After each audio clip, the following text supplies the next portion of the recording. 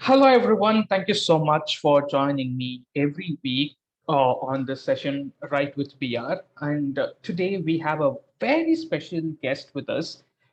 He is a multifaceted personality. He is currently a senior trainer at the CMR University, and he has been in the field of IT for over 24 years. He is someone who can speak 5 languages. He sings in 9 languages. He is a traveler. He loves to travel. He has traveled extensively all over South India and in some parts of the North as well. He has delivered an amazing humorous speech based on that experience too. He is someone who loves food, and he's a very passionate trainer, educator, mentor, is what I have observed. For me personally, he's someone whom I could reach out to when I am in deep trouble, when I don't know what to do next. Without any second thoughts, I could call this person. No need to call as well. I could send him a message on WhatsApp, and he would be very happy to respond with a suitable solution for most of the situations that I come across. He has been one, one of the most important people in my life. It's an honor for me to invite the author of the book the Gita way of life. By the way, he is also a PhD. He recently completed his PhD. Imagine, after 24 years of work experience, he enrolled himself in a course and decided to complete his PhD. So it's an honor to welcome Dr. Aurobindo Kiriyakere for our session. Thank you so much Thank, for being here, sir. Thank you so thank much. you, thank you, thank you, Balaji. Good evening, gentlemen. Vish, Darshan, Praveen, Rahul. Good evening. By the way, Vish and Darshan are my contacts. Vish is a colleague of mine. I worked with him for over 8 years at IBM. And Darshan, I'm recently started to work with him. They are part of the team that I'm working with right now. Okay. Wow. That's awesome. Thank you so much for joining us, Vish and Darshan. Without any further delay, I would like to get into our interview. So, sir, Okay. to start with, how did your journey in the field of writing start? How did I start writing? I always was fascinated by books and wanted to, never had a strong desire as such, but then again, somewhere in the back of my mind, subconsciously, probably it was there to see my name on a book printed, which will be kind of a legacy that I can leave behind. So I've been fascinated by books, and mostly I'm into non-fiction books. I like reading non-fiction books, not too much of a novel story kind of a guy. I would like to read about technology, business, self-help, management, leadership, and these kind of topics. And the last fiction novel, I will say, that I read was The Da Vinci Code, somewhere 2007, 2008. I don't remember. I don't fancy much of novels because I get lost with too many characters and it becomes difficult beyond a point of time for me to visualize. And if you talk of economics or business or technology or the future of work or 21st century, I get very excited because I can visualize something that I like to. So that was one of the main inspirations. And as soon as just around the lockdown time, the first time the coronavirus and the pandemic broke out in India and all February, March, around that time, I just happened to get a WhatsApp message that, would you like to be an author and publish a book? We'll help you do that in 1 month. I said, wow, 1 month is good. I said, I immediately signed up for the program. This was from my editor that I am associated with, called Dr. Vinit Gera. He is a publisher coach. He is a publisher. He's an author coach.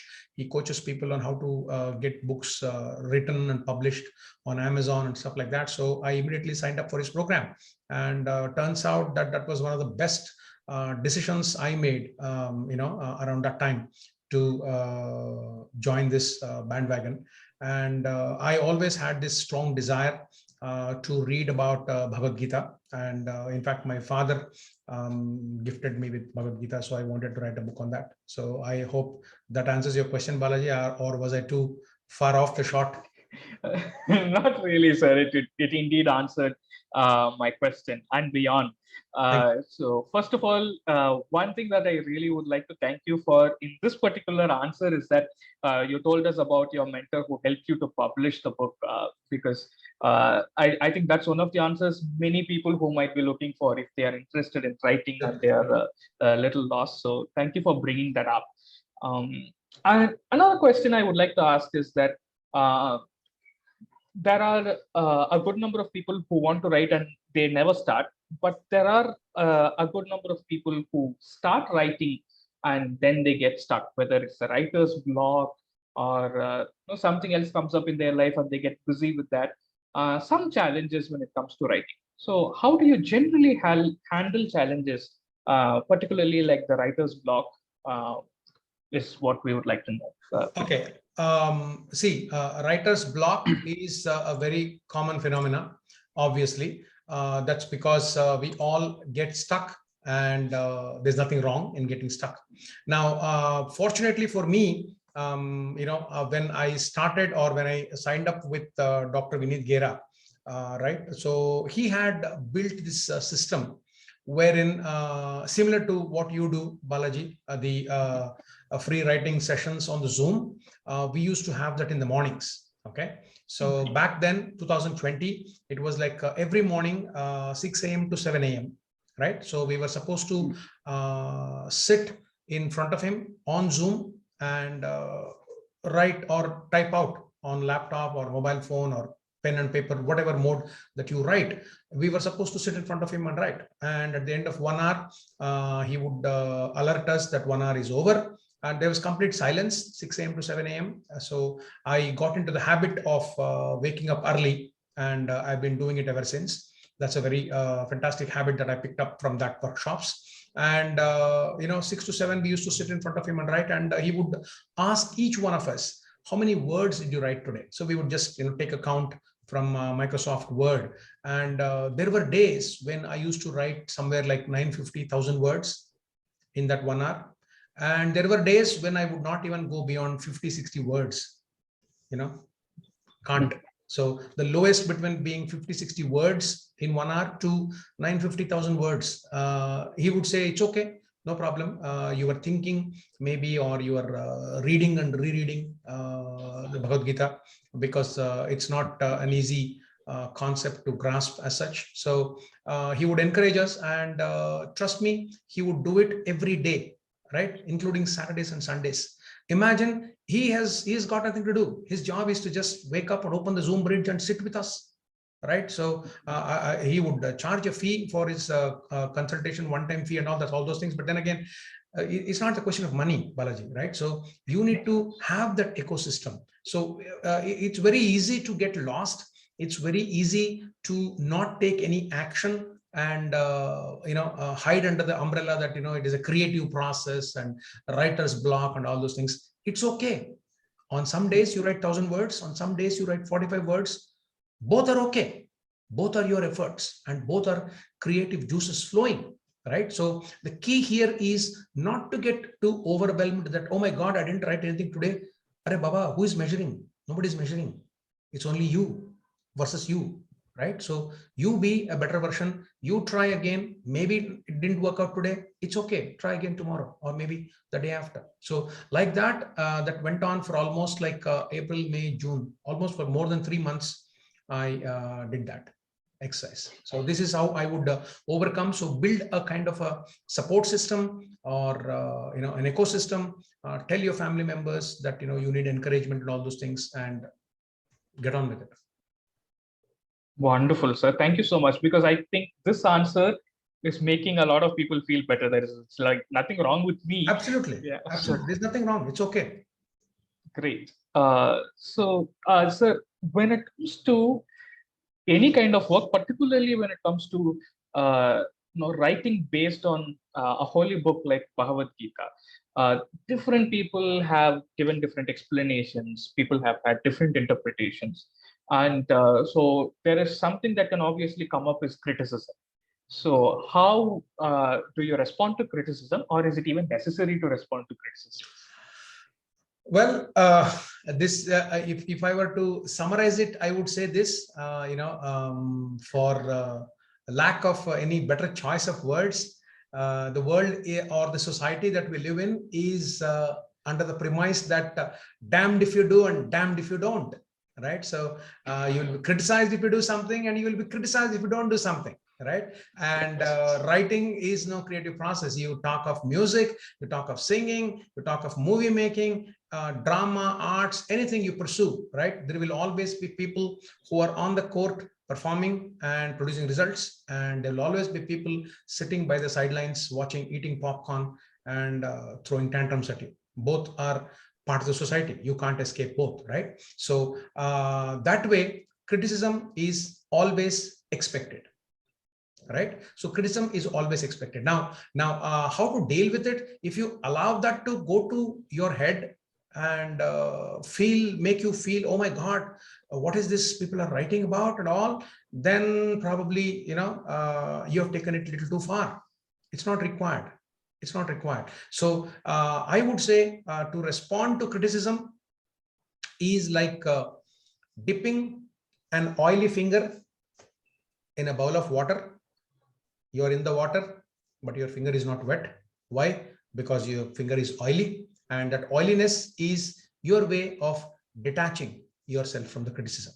Right. So when it comes to my book, people have pointed out, not exactly like a criticism, though I took a lot of care. I made that edited by two of my wonderful colleagues who are MA in English literature, to edit the manuscript and go through and trust me, they came up with some glaring, what do you call, plot holes on my text or running text and all this, because I was so engrossed in the process of writing, right? So there was one lady called Miss Asha Jennifer. She's an MA English literature, and she said, sir, as a reader, it didn't make sense. And she questioned me, she challenged me, and I argued with her. And then I told her, this is what I meant, but then again, your text is giving this meaning.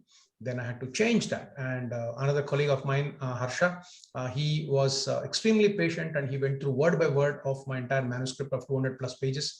And he came up with his own set of, comments. And despite that, right, despite that, there are some, what I call minor spelling mistakes, minor tinkering errors and all those things, which people have pointed out to me, those who purchased the book. They messaged me, they emailed me, and the next subsequent second, third, fourth reprints, I've taken care of that and addressed all these things. So you can feel overwhelmed that oh my god, I'm being criticized, or you can say, okay, this is something that people are pointing out, so obviously there must be some merit in it, and you get inside and fix that.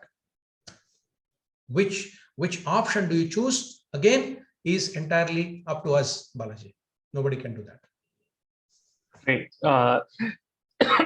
Sorry, sir, what I really got from this answer particularly is that it involves putting yourself in some uncomfortable situations where people are going to be tough on you, maybe not necessarily to be tough on you, but to make sure that the outcome is as expected. Absolutely. Great. Thank you so much. Now when it comes to the creative process of writing, we have Bhagavad Gita, the versions, the explanations, all of it. Now you are trying to bring a new dimension to it, and it could sound like for some people might like it's similar to something else. It is the same as this. This is the same as that. And now you are trying to bring some kind of creativity to this, or a new dimension to this. So how do you go about this creative process, particularly when you work on something else that has been written many, hundreds of years ago? Right. So it's almost 5,500 years ago, to be precise, Balaji, because I did my research on that. So basically, the first, when I told that I'm writing a book on Bhagavad Gita, so one of my ex-colleagues commented, "Oh, you're writing a book on a book." I said, yes, I'm writing a book on a book. So that was on a funny note. Now, having said that, you're right, Balaji, especially when it comes to the topic of the Gita that has been around for 5,500, much older than the known civilizations itself. So what will happen is there will be some dimensions, there will be some what do you call the way of interpretations and the way of putting it forward. So there was definitely a certain amount of creativity involved. So what I wanted to position my book in terms of my effort, this Lord Krishna's book, of course, my effort on interpreting that was, I wanted to simplify that. And it is not a shloka by shloka English translation kind of a thing. There are thousands of books like that, right? I wanted to put forth my interpretations in terms of what I felt, what I got, and what I wanted to give back as a simple takeaway to the people, right? So I took the core essence of Bhagavad Gita in terms of bhakti, jnana, and karma, and dhyana, right? Four pillars: dhyana, bhakti, jnana, and karma. So I took these four pillars, and there are 6 chapters that extensively talk about this. And I tried to simplify those 6 chapters and the concepts of this, and made it position like if you have not read the Gita, or that there is a book called the Gita, and your parents or your grandparents or some elders in the family always keep referring back to it, right? So if you have not done that yet, I would recommend read this book first, so that will set the base. And it is not a shloka by shloka translation. There is not too much of Sanskrit or tongue twisters kind of texts involved. It's plain simple English with day-to-day examples, and with a lot of facts and research that I have done on my own as I got it, and what I implement based on my interpretations. I try to simplify that, and I call it as the Gita way of life: lessons and tools for self-management. So that's the title and the subtitle of my book. The Gita way of life is the title of the book, and the lessons and tools for self-management is the subtitle of the book. So I try to simplify that, so that if you read this and then pick up any version of Gita by any author in any language that's comfortable to you, the concepts will directly be absorbed by your system. So that's how I went about the creative process, Balaji. Wonderful. Thank you so much. Aurobindo sir, there was one particular aspect that I've heard from some of the writers, or even when it comes to me, when I write any blogs or essays. The more I read and try to make it perfect, the more frustrated I get, or the more I'm not satisfied with what I have written. So how do you handle that? When to stop doing this? Revisiting your work again and again, or to what extent one should do that? Okay, to what extent one should do that is a very tricky question to answer, because what the world might call a masterpiece, probably the creator might not be happy with it at all. And he or she could say, maybe I could have done a little more better, a little more here and there. This is where, to some extent, I take a lot of inspiration from the musical legends that I follow. For example, Ilayaraja. Raja sir has been 1,000 movies, original soundtracks, and all songs, 1,000 movies. Honestly, nobody has even touched that in the world, right? So, and I've gone through extensively his life and his works and all those things, and I've seen countless of his interviews where he speaks, and he says, I'm not satisfied. And I'm like, what? I know that song for the last 40 years of my life. How can you say it's not good? He says, it could have been better. I said, no. I'm like, man. Then I thought, okay, then if I listen to A.R. Rahman, or if I listen to Balu sir, who passed away a couple of years back, they're not happy, in the sense, not they're unhappy, right? They feel they could have been done better. So when you say where and when to stop, Balaji, there is no really a hard and fast destination or a line that you can draw that, okay, beyond this is not required, this is enough. No, And by the way, who draws that line? It's you, right? So when you're creating and when you look at it, you will never be satisfied. No doubt about it, right? So the offshoot of this 2020 book that I wrote, the offshoot of that, or the byproduct of that, was my PhD thesis, right? So that tremendously helped me in write my PhD thesis. My guide set an expectation that it should be at least 200 pages. And I said, no problem. And she was like shocked. Are you sure 200 pages will you write? I said, I wrote a book, right? And that too on Bhagavad Gita, so trust me. And finally it came to 247 pages of my thesis, right? So with that said, there is no really hard and fast line that you can draw that this is it, and I can't get any better than this, something like that. There is always some small niggling here and there, traces and pieces that you could have done better, or you could have done this or something like that, but only you know that. The thing is, people may not know that, right? So whatever people may take it from your book, let them take. Whatever people may praise it, let them praise. Whatever people may criticize it, let them criticize. It's okay. However, having said that, you knew you could have done better. Probably you take that as an author, as a learning experience, and you try to put that as a lesson learned for the next book, maybe, or something like that. Sure. Yeah. Great. Well, sir, this would be my last question, and then we will take questions from our audience. When it comes to publishing, what are the things that authors should keep in mind? Well, I don't know if I'm really qualified to answer that answer the question, simply because like I mentioned, I went with a publisher, and he was my author coach, and he encouraged me. He created the ecosystem for budding authors like myself, and he had this whole thing figured out. So I signed up with him, of course, for some a fee, and a one-time fee. And once I signed up with him, it became a much easier process for me, because the dimensions, or the template, or the font, or the Word document, and the editing and everything else, he said he had all made small videos. He enrolled me into that course, and I went through the videos and helped myself.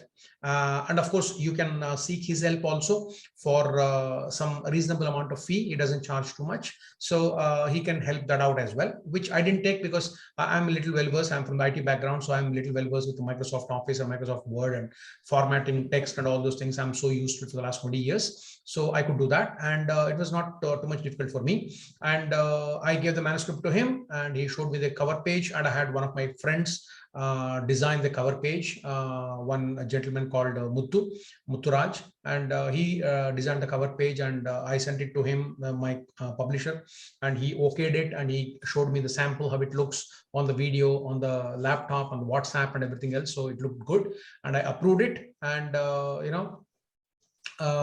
he took the order for 50 books or 100 books, whatever maybe the lot that I order, and he published it for me. And he had simplified the process so much that he told he had steps in how to put it on Amazon and sell it as myself as a seller.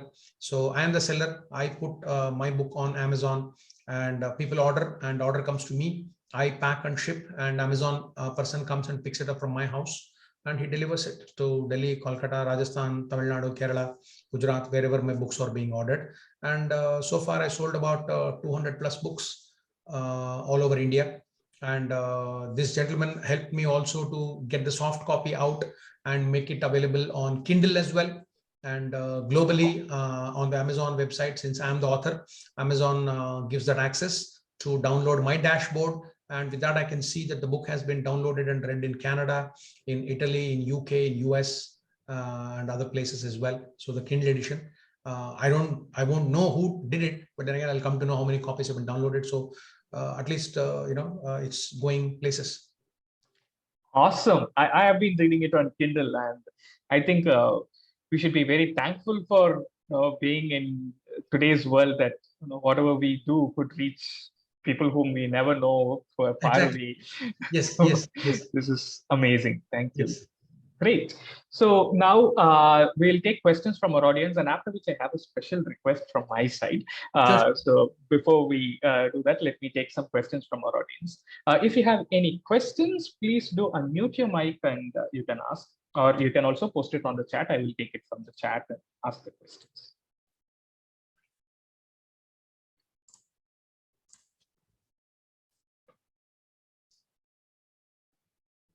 Hi, this is Ram here.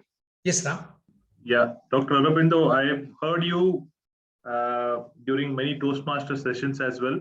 Okay. I think it's a privilege that we get to hear from you in a dedicated session like this. So thank you very much. No problem.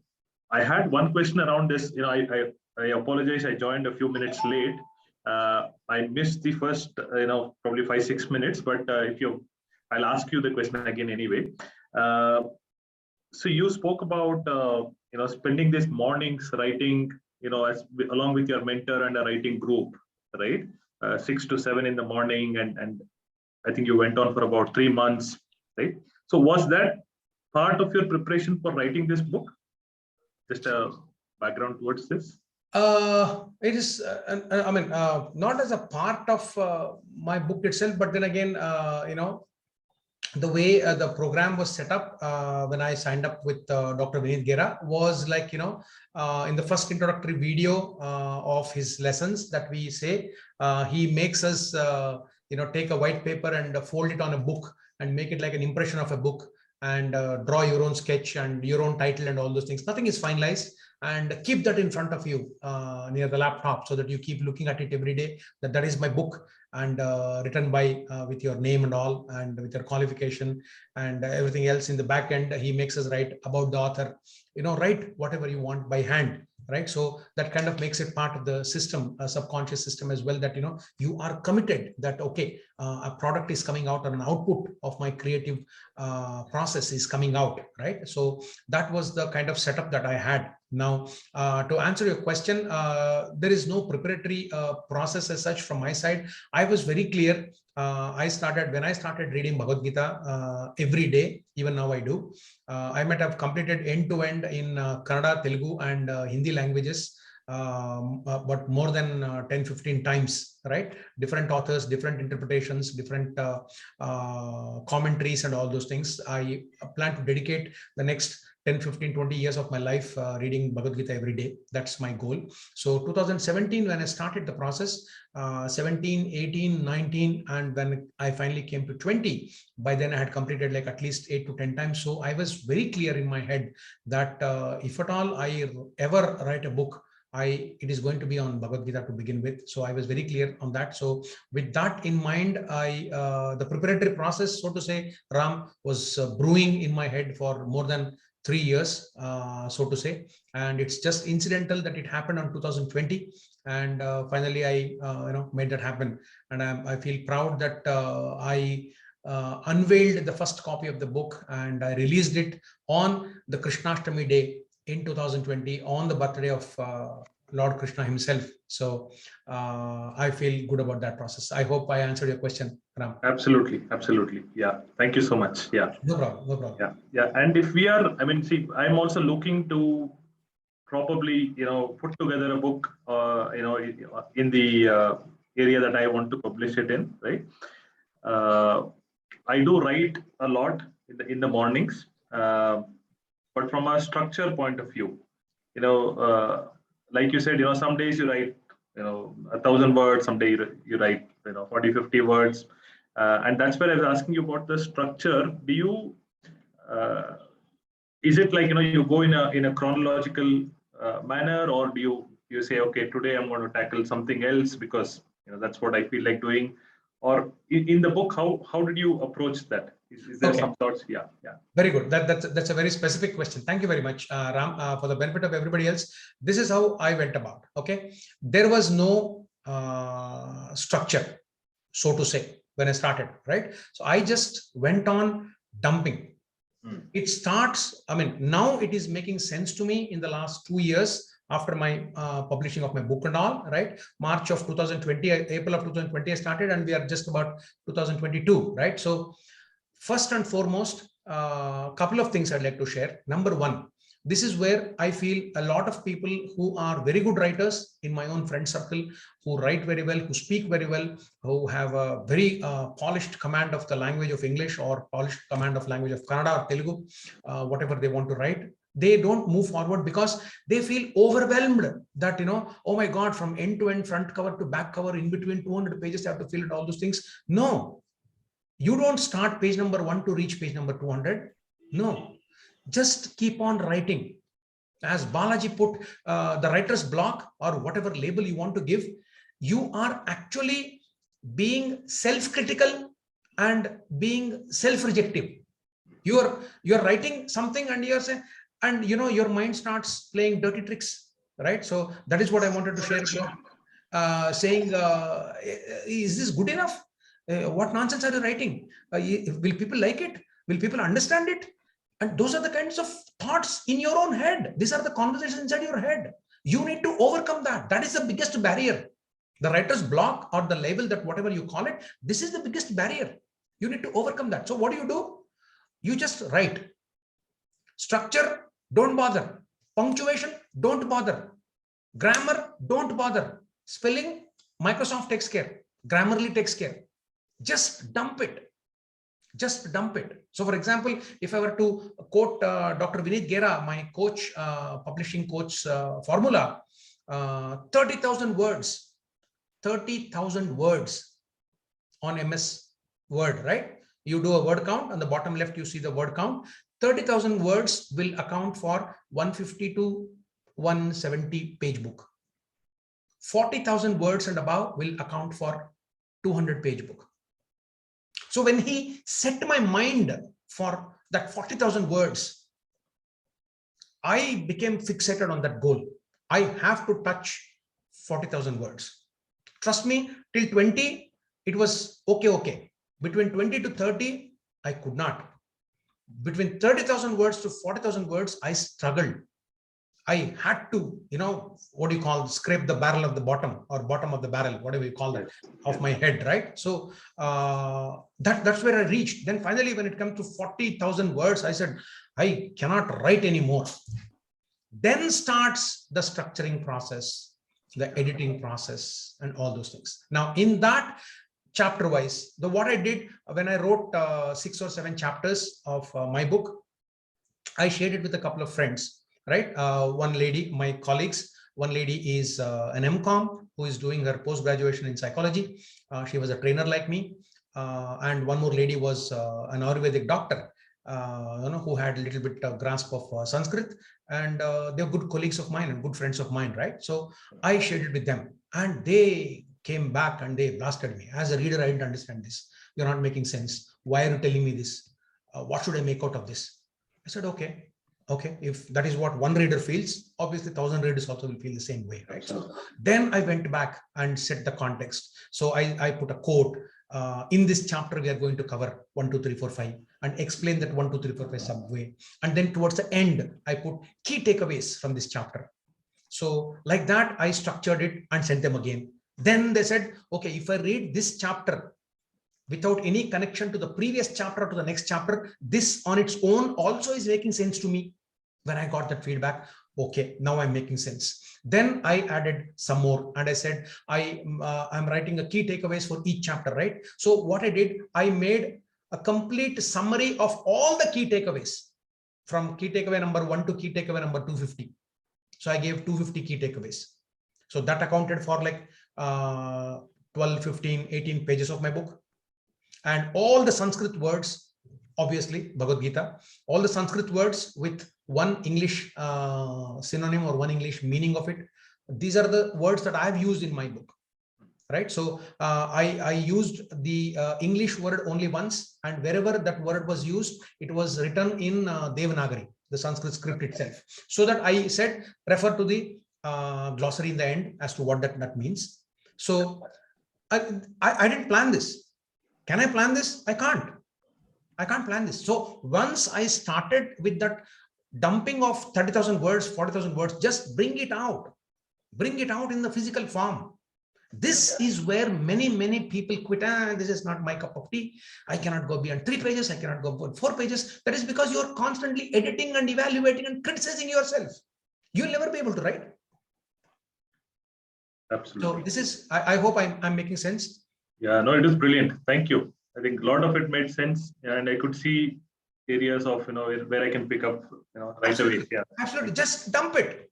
Spelling, don't bother. Grammar, don't bother. English, don't bother. Message, don't bother. Don't bother. Dump it.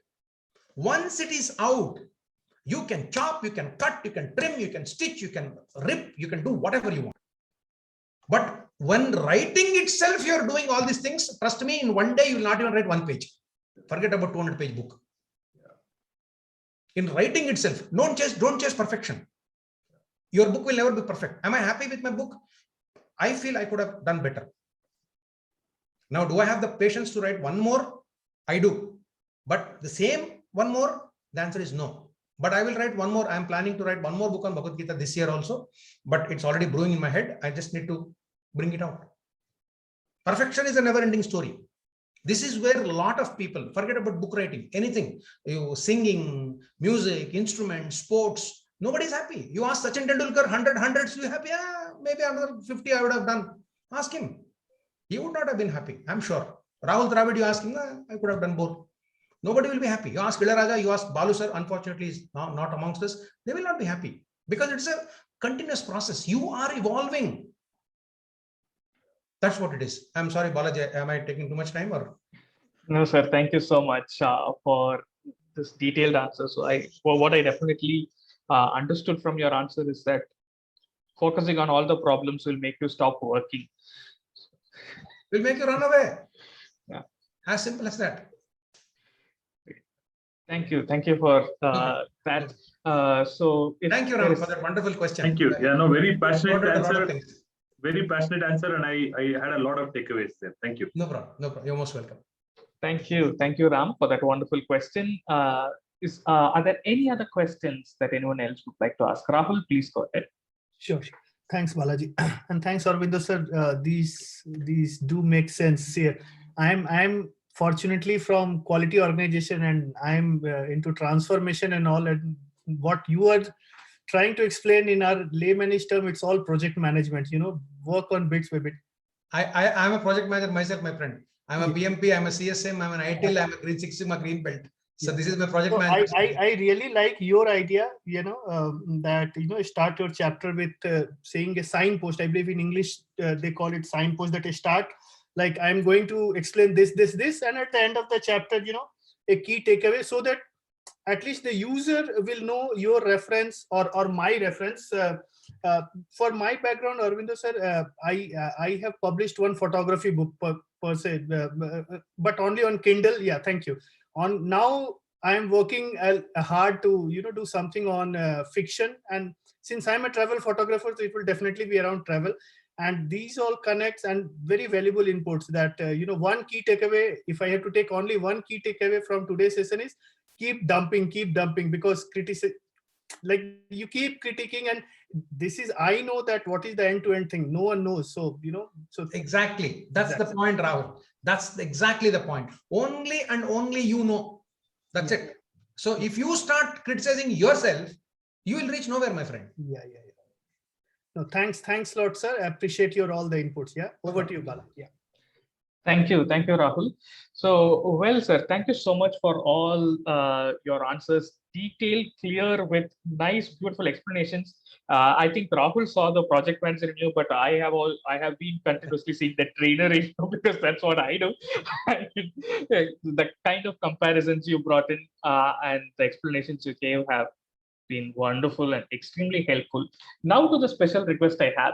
Could you please read your favorite chapter from your book? Sure. I will just read a passage for the benefit of people. This is my book. This is called, I hope you can see it clearly. I think you might have to move it. Okay. 1 minute. No, it was blurry, so you have to keep slightly away from. I'll tell you. I hope now it's not blurry. Yes. Perfect. Wonderful. This is the cover. This is the back of my book. This cover page, mandala art, was done by my friend Muthu. And here in this chapter 2, which is the Sankhya Yoga in Bhagavad Gita. In English, it's called the Rational Yoga. In that, there is one subtext, a passage that I wrote about Maya, right? So this is from my book. It has got pictures like this. I have simplified and drawn a lot of pictures on PPT and took line diagrams and all those things to explain the concepts, because a lot of people are visual learners these days compared to auditory learners. So for the benefit of them, I made it into triangles and flow charts and flow diagrams and circular diagrams. Of course, my project management coming into effect there as well. So this is what I call the lessons and tools for self-management, right? So in this, I'll read a passage on Maya. In its truest form, Maya, the illusion, means that which does not exist. The meaning for this is ya ma. Ya, this one, ma, doesn't exist, is Maya, right? So it is an illusion like a mirage in the desert to tempt the travelers with a false hope of water at a distance. It is precisely this illusion that drives humans to do what they do, in the false hope that that which does not exist actually does exist. Humans manifest their desire, chasing this distant mirage right from their birth unto their death. Human desires, as dictated by Maya, take on the form of the non-existent carrot that the humans constantly crave to chase throughout their life. This ever-increasing craving is what drives humans to the brink of their destruction from cradle to the grave. When the human is in his infancy, he wants to learn to walk and talk. When he does begin to actually walk and talk, he wants to go to school. When he does actually begin to go to school, he wants to go to college, grow up and become big. This illusion keeps driving the human to believe, when I grow up, everything will be in my control. And he craves to grow up, and accordingly the body also responds, releasing the required growth hormones. This goes on and on in a cyclical manner till his last breath. This vicious cycle of Maya is constantly being driven by the Kama, which is the desire, which is at the root of everything. This is a never-ending cycle of all human beings that keeps on repeating itself, manifesting into different desires, wants, needs, which will force the humans to put in more and more effort. So the want, need, desire, and this is an image that explains that. And it does makes the humans seek happiness outside of themselves in the materialistic possessions, worldly physical objects, and temporary pleasures of life. The key to happiness is to break free of this cycle of Maya and turn inwards rather than outwards. It is not easy to not be affected by the worldly sensory perceptions of the five sense organs, the eyes, the ears, the nose, the tongue, and the skin. These five sense organs demand their share of five sensual pleasures: the sights, the sounds, the smells, the tastes, and the touch. Just like the food is important to the body for survival, the mind is driven by the constant pursuit of these five sensual pleasures by the five sense organs of the body. This is an endless pursuit and will continue till the last breath of the human. This is the handiwork of Maya and is akin to letting loose these five wild horses in the open in the form of our five sense organs. One can imagine the level of difficulty to tame these five wild horses in the open for any expert, let alone a novice human. Anyone among the five sensual pleasures is enough to spark an interest in the untamed mind. This can be compared to a small crack or a hole in the wall, which is enough to bring the outside air, any amount or any quantity, which can start diminishing the flickering candle lit inside the room, eventually turning it off, plunging the room into darkness. So the room here is our body. The flickering candle is the flame of jnana, or the eternal knowledge, and the crack in the wall is the handiwork of Maya, and the air coming in is the Kama, which will ultimately plunge us into darkness. That's not there in the book. I'm just interpreting it for you. Wow. Thank you. Thank you so much. It really, really means a lot. Thank you for reading that for us and adding your explanation as well. Thank you. Thank you. It's really been an amazing session with you. And thanks a lot for taking time out to be here with us No problem. and patiently answer all our questions. Thanks a lot, sir. No problem. Thank you. So,